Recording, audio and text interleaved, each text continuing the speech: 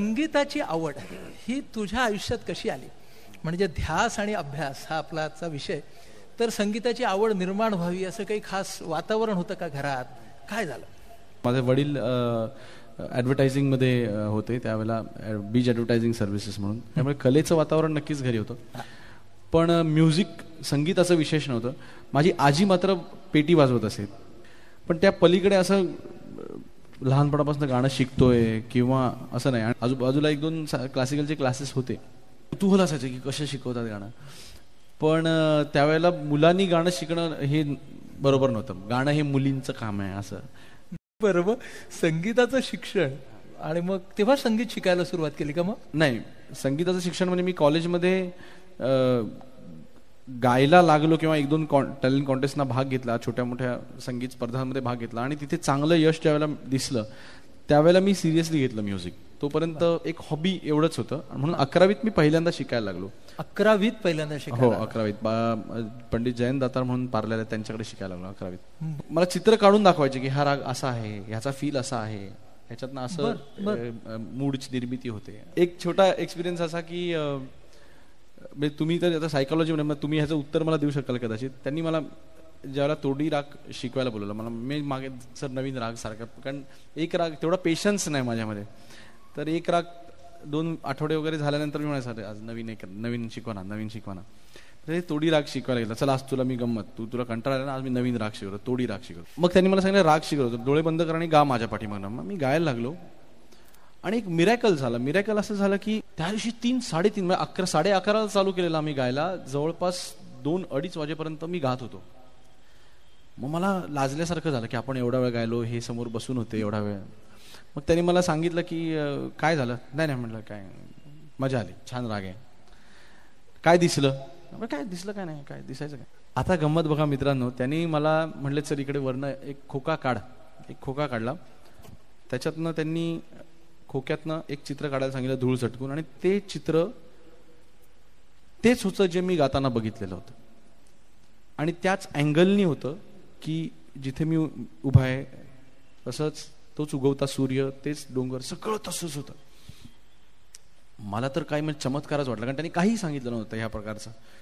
मला काही कळलं नाही की हे काय झालं याच्यातनं, हे काय मिरॅकल आहे. फक्त एक फरक होता. ते म्हणले काय फरक आहे चित्रामध्ये? तर म्हटलं याच्यामध्ये तुम्ही जो बटू दाखवलाय अर्घ्य देतानाचा, तो बटू मला दिसला नव्हता. ते म्हणले ज्या दिवशी तुला बटू दिसेल त्या दिवशी तोडी राग तुला समजला. असं म्हणतो आजपर्यंत मला बटू दिसलेलं नाही. म्हणजे खूपच वेगळ्या पद्धतीने त्यांनी तुला सगळं शिकवलं. अजून एक छोटा एक्सपिरियन्स सांगू का? कॉलेजमध्ये होतो, पहिल्या वर्षी गाण्याच्या कॉम्पिटिशनला भाग घेतला. तर पहिल्या वर्षी मी ज्या वेळेला गायलो आणि मी जिंकलो नाही कॉम्पिटिशन, मी हारलो. का हारलो? तर कीबोर्डिस्टनी वेगळी स्केल दिली. सरांनी सांगितलं की तुझा रियाज चुकला. आता म्हटलं ह्याच्यात माझा काय रियाज चुकला? त्यामुळे तुम्हाला आजकाल एवढे आधुनिक तुमच्याकडे गोष्टी असतात, तुम्ही तशा प्रकारे केलं पाहिजे रियाज. काय? त्यांनी मला सांगितलं की हेडफोन लावायचे कानांना, आणि कुठलं तरी मॅडोना, मायकेल जॅक्सन, तुला जे काय आवडतं ते गाणं दुसरीकडे लावायचं, आणि गळ्यानी मात्र रियाज तुझ्या तोडी रागाचा करायचा. तुला जी चीज सांगितली ती गळ्याने गायची. बर. त्यामुळे तुम्हाला आतल्या आवाजाची सवय होईल. तुझा सूर काहीही आजूबाजूला कसंही वाजलं तरी देखील तो सूर पकडून ठेवायची तुला सवय होईल, आणि that will be the challenge. असं करता करता तू 96 साली मला वाटतं सारेगमपा मध्ये पोहोचलास, नाही का? हा. आणि मग त्याच्यानंतर तू साऊंड इंजिनिअरिंग ह्याच्यातलंही काही केलंस ना? त्यामुळे साऊंड रेकॉर्डिंग अँड रिप्रोडक्शनचा मी कोर्स केला होता मुंबई युनिव्हर्सिटीमधनं. बरं, त्याचा तुला नंतर खूप फायदा झाला असेल. त्याकडे आपण येऊ. तोपर्यंत आता गाणं म्हणजे गायक ह्या दिशेने एक वाटचाल करिअरची चालू झाली होती. सारेगमप मध्ये जिंकल्यामुळं एक कलाकाराला मिळणारी दाद ही सुद्धा मिळायला सुरुवात झाली होती. संगीतकार तुझ्यातला त्याच वेळी तुला गवसला का त्याने काही वेळ घेतला? पर्टिक्युलरली मी आज ज्या वेळेला विचार करतो की माझ्यात संगीतकार आहे हे मला कधी कळलं, तर त्यावेळेला इंटर कॉलेजिएट फेस्टिवल्समध्ये गायला जायचो. मग तिथे गायक म्हणूनच जायचो. मग तिथे गझल गायचो, नॉन फिल्मी किंवा आपण त्याला म्हणतो फिल्मी गाणी गायचो. अशा सगळ्या कॅटेगरी. तर एक कॅटेगरी होती ज्याला ट्विस्ट द ट्यून अशी कॅटेगरी होती. Twist the tune? हां. त्याच्यामध्ये कॉम्पिटिशन असायचं. म्हणजे तुम्ही एका गाण्याचे शब्द घ्यायचे आणि दुसऱ्या गाण्याच्या चालीवर गायचे. बर. उदाहरण करून दाखवू का? मेरे सामने वाली खिड़की में एक चांद का टुकड़ा रहता है, अफसोस ये है कि वो हमसे कुछ उखड़ा उखड़ा रहता है मेरे साथ. मग हा छंदच जडला. म्हणजे कॉम्पिटिशन असो किंवा नसो, हे सगळं करताना असं लक्षात आलं की आपण हे जर का असं काहीतरी वात्रटगिरी करण्यापेक्षा चांगले शब्द घेऊन स्वतः नवीन चाल लाव ना. कोणी नाही म्हटलंय का असं? ते नंतर एका तुमच्यासारख्या चांगल्या माणसाने डोक्यात जरा टपल्या मारल्यानंतर तसा विचार सुरू केला, तिकडनं संगीत. तर हे शास्त्रीय संगीत आणि सुगम संगीत याची तू सांगड कशी घालतोस? त्याचा कॉमन रियाज असतो का काही, आणि वेगवेगळा अभ्यास असतो का काही? शास्त्रीय संगीताच्या रियाजाने तुम्ही जास्तीत जास्त तुमचा आवाज ताकदवान होतो, आणि जो मोल्ड करू शकता त्याप्रमाणे तुम्ही शास्त्रीय संगीताचा रियाज फार महत्वाचा आहे. आणि त्यामुळे मी शास्त्रीय संगीताचा रियाज म्हणून करतो. आणि कंपोज करताना तुम्ही जर का एक म्हणजे आपल्याला थाटांची माहिती असली आणि रागांच्या, जे मी मगाशी सांगितलं दातार सरांची गोष्ट की जी चित्राची गंमत सांगितली, तर प्रत्येक जे काही बनवून ठेवलेलं आहे आपल्या वेदांमधनं, तर ते एक परफेक्ट आहे की तोडी रागचे सूर असे आहेत, मग त्याच्यातनं हेच दिसायला हवं. किंवा बागेश्री आहे तर तसाच दिसणार. तर तुमच्या समोर काही शब्द जर का आले आणि त्याला चाल द्यायचे, तुम्ही पटकन त्या थाटामध्ये शिरलात, त्या रागामध्ये शिरलात, तर तुम्हाला इझी चाल, परफेक्ट ऍप्ट चाल बनते. बर. एकदा आयुष्यात कोणीतरी आलं, त्यांनी मला समजावून सांगितलं हे रॉक म्युझिक असतं आणि हे असं असं आहे. मग त्याच्यातले शब्द आपल्याला कळत नाही, सगळं डिस्टॉर्शन गिटार वाजणारा गिटार, आणि त्याच्यामध्ये तो मोठ्या असा ओरडणारा काही शब्द, काय आपल्याला असं वाटतं काही अर्थ नाही या म्युझिकमध्ये, आणि ह्याच्यात शब्द कोणालाच कळत नसतील. पण शब्द खरंच कळत नाहीत, म्हणून ते त्यांच्या प्रत्येक अल्बममध्ये इंग्लिश लिहिलेले असतात शब्द. ह्या सगळ्या गोष्टी कळल्या, आणि ज्या वेळेला मी नीट अल्बम वाचले, त्यांचे शब्द वाचले, मला वेळ लागायची पाळी आली की इंग्लिशमध्ये गाणी, स्पेशली रॉकमध्ये, कुठल्याही विषयावरती गाणं बनवू शकतात की माझ्या चपलेचा अंगठा तुटलेला आहे याच्यावर देखील गाणं असेल त्यांच्याकडे, सांगता येत नाही. आणि मग त्याची रॉकची वेळ लागला, मग रॉकचा ध्यास लागला मला. मग रॉक मधले सगळे आर्टिस्ट मी शोधून आणले, त्यांची गाणी वाचली, अभ्यास केला. मग कॉन्सर्ट्स बघितल्या. ब्रायन ॲडम्स इथे आला होता त्यावेळेला बँगलोरला मी गेलो, ब्रायन इथं नंतर परत आला त्यावेळेला इथे पण गेलो. मग त्या कॉन्सर्ट्सच्या डीव्हीडीज आणल्या, आणि मग त्याच्यातली मजा कळल्यानंतर मग काय विचारता बाबा, धमाल. त्याच्यातून हे कांदेपोहे जन्माला आला. त्याच्यात हे कांदेपोहे जन्माला आला. येस. आयुष्य हे चुलीवरल्या कढईतले कांदेपोहे, एवढे घाणेरडे शब्द. म्हणजे कवितेमध्ये बरे वाटतात, बोल कविता असेल तर ठीक आहे, पण गाण्यामध्ये हे शब्द कसे आणू शकता तुम्ही? धिंका चिकटाक चिकच्या आयुष्य हे चुलीवरल्या कढईतले कांदे पो, कसं वाटत? मग ते रॉक म्युझिक अशा प्रकारच्या शब्दांना मुभा देतं हे कळलं. सो हा ध्यास झाला. आणि अभ्यास ही त्यातली पुढची गोष्ट, की मग की बाबा रॉक म्युझिक कशातनं, कुठनं जन्म झाला त्याचा, काय झालं. सो मग पुढे त्या अभ्यासाचं येतं. मग तुम्ही ज्यावेळेला रूट्स ज्यावेळेला शोधता त्याची, त्यावेळेला तुम्ही स्वतः एनहान्स होता. मी खरं सांगू का सर, की तुमच्या या सेमिनारला हे सगळे अतिशय सिरियस विचारांनी काहीतरी वेद, अभ्यास, ध्यास असे शब्द ऐकले ना की मी लहानपणी लांब जायचो, 2-4 किलोमीटर कुठेतरी जाऊन कोपऱ्यात, आपलं काम नाही व्हावं तिकडं. इतकी भीती वाटायची मला, कारण एवढ्या सिरियसली आयुष्याचा विचार वगैरे करायला प्रवृत्ती नव्हती, किंवा तसं गायडन्स नव्हता आम्हाला त्यावेळेला. पण आता मला कळतंय की गायडन्स नव्हता तरी तो शोधण्याचा कायम प्रयत्न चालू होता. आणि हा किती तुम्ही चांगला उपक्रम करताय आजच्या तारखेला आज कळतं. मग त्याच्यातनं ध्यासातनं पुढे मग ज्यावेळेला लक्षात आहे की आपण ज्यावेळेला रूटला जातो, आणि मग आपल्याला स्वतःचा आनंद वाढतो, आपल्याला शिस्त, तुम्ही म्हणता त्या विषयाकडे पण मी येईन शिस्तीच्या बाबतीत. पण ध्यासाचं गोष्ट अशी की खरंच म्हणजे ध्यास असा घ्यायचा तर घ्यायचा, ते म्हणतात ना की बुडून जायचं त्याच्यामध्ये. आता ही शब्दांना दिलेली जी मुभा होती ना त्या रॉकच्या स्टाईलमुळे, तेव्हा थोडी जरा गुणगुणून दाखवा. म्हणजे ते आधीच जसं गुणगुणून दाखवलं की हे बरोबर नाही वाटलं, तर ते बरोबर वाटलेलं थोडं गुणगुणून दाखव. भिजलेल्या क्षणांना आठवणींची फोडणी, हळदीसाठी आसुसलेले हळवे मनान कांती, आयुष्य हे चुलीवर आल्या कढईतले कांदे पोहे.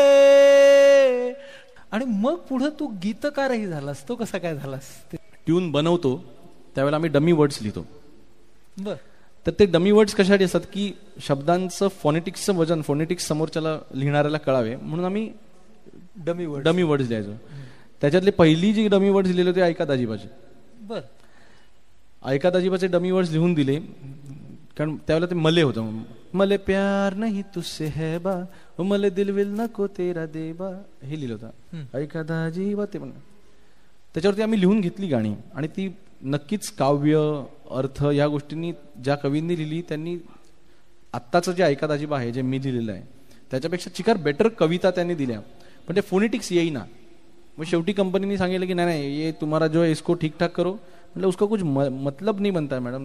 मी काय केलं माहितीये तुम्हाला सांगतो. मी ले राईट साईडला लिहिला पहिले, मग इकडे एक 10 खाली ले लिहिले आणि मग क ख ग क केले, ख खेले, क ख गेले, मेले असं क ख ग च प ला मिळाला मला पहिले. एवढं असा माझा कवी झाला. दुसरा संगीतकार जेव्हा गाणं आपल्यासाठी तयार करतो, बरोबर, ते गाणं गातानाही वेगळा अभ्यास करायला लागतो का? गोंद्याचं हे सांगतो उदाहरण. गोंद्याचं डिपाडी डिपांग राहते तर गोंद्या लंगडं मारते तंगड म्हणजे त्याचा गोंद्या मारते तंगड म्हणून चित्रपट होता. तर गावाकडे खूप चांगला चालला चित्रपट तो. त्याचं गाणं प्रवीण कुंवरनी गाणं लिहून दिलं, म्हणजे त्याने गाणे गायला बोलवलं, त्यांचं संगीत आहे. मग त्यांना काय अपेक्षा आहे हे आधी लक्षात घ्यायला लागतं की तो भरत जाधववरती ते शूट होणार आहे, त्या पिक्चरचं नाव असं आहे, त्याची स्टोरी अशी असणार आहे. त्या अनुषंगाने तशा उड्या मारणारं गाणं तसं गायला पाहिजे. बरं, भरत जाधवचा आवाज एरवी बोलताना जो असतो, काय रे काय असं करता असा आवाज आहे त्याचा, काय रे काय म्हणतोस कसं काय बरं काय, असा आवाज नाहीये. मग तेवढाच पातळ करून आपल्याला गायला पाहिजे, तेवढा बेसी आपल्याला ठेवायला पाहिजे. ह्या सगळ्या गोष्टींचा विचार करून मग त्यांनी जे लिहिलं तर हो माझ्या आईला जाऊन सांगा माझ्या गुडघ्याला बाशिंग बांधा.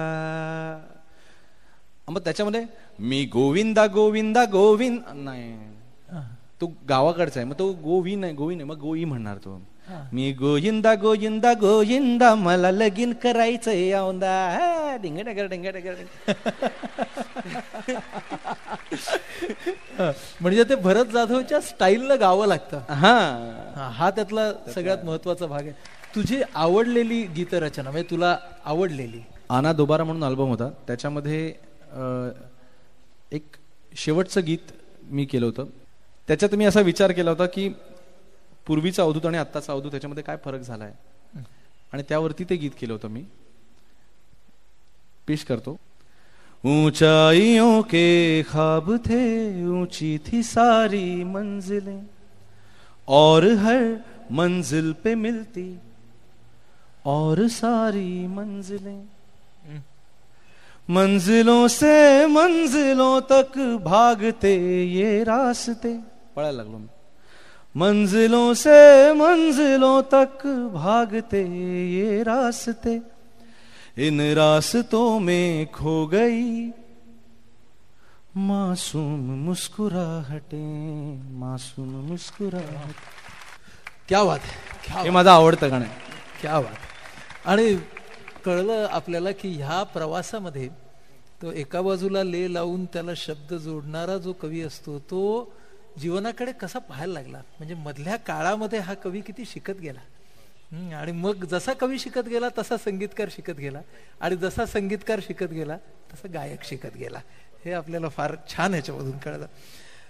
या सगळ्या ध्यास अभ्यासामध्ये अवधूत शिस्त हवी का, कुठल्या प्रकारची शिस्त हवी, शिस्त आणि मोकळीक ह्यांचं नातं काय असावं. म्हणजे आपण म्हणतो कलाकाराला फ्रीडमही हवं आणि कलाकाराला शिस्तही हवी. तर मग ही शिस्त आणि फ्रीडम, डिसिप्लिन अँड फ्रीडम, शिस्त आणि मोकळीक ह्यांचं नातं काय असावं. माझ्यासारखी जी माणसं असतात जे शिस्त, मार्ग ह्या गोष्टींना सिरियस बेसिक नाहीत जी आयुष्यामध्ये, त्यांना शिस्त हा शब्द आला कीच भीती वाटायला लागते. आपल्याला लहानपणापासून सांगतात की रात्री झोपायचं, अंधार झाल्यानंतर ह्याच्यानंतर झोपायचं, सकाळी 6 वाजता उजेडाच्या आधी उठायचं. मला ते कधीच जमलं नाही.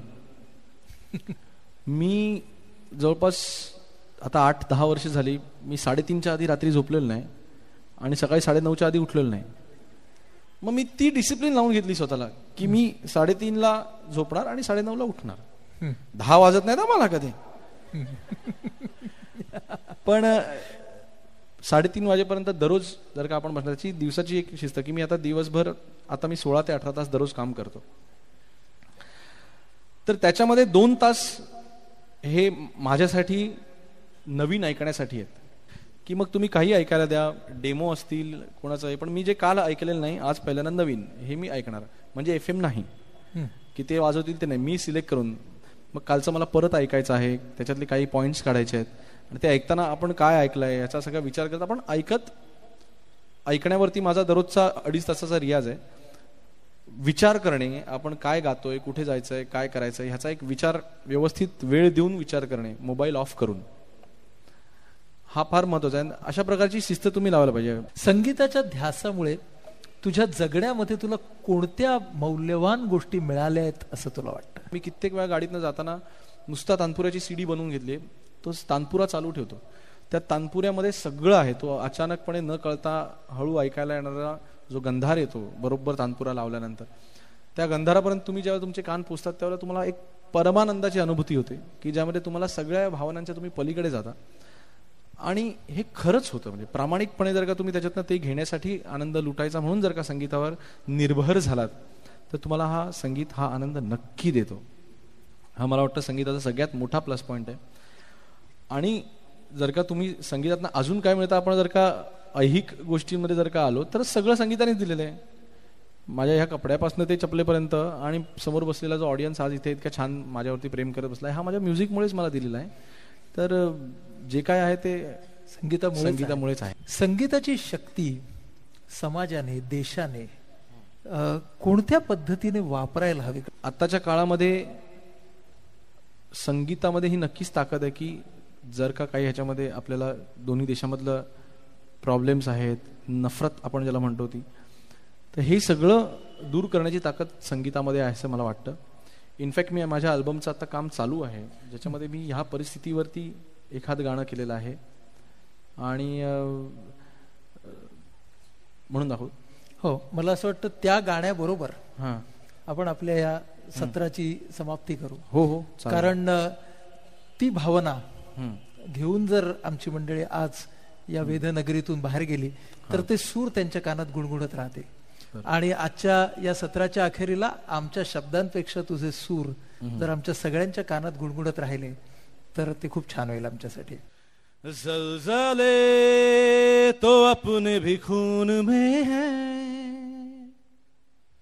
ज़लज़ले तो अपने भी खून में है, और आंखों में है आंधी, ज़लज़ले तो अपने भी खून में है, और आंखों में है आंधी, पर जलाने को फिरंग है यहाँ और ना बुझाने को गांधी, ज़लज़ले तो अपने भी खून में है, और आंखों में है आंधी, पर जलाने को फिरंग है यहाँ और ना बुझाने को गांधी, ज़लज़ले ओ अपने भी तो दिल में है सरफरोशी, अपने भी तो दिल में है सरफरोशी, और आंखों में है आंधी,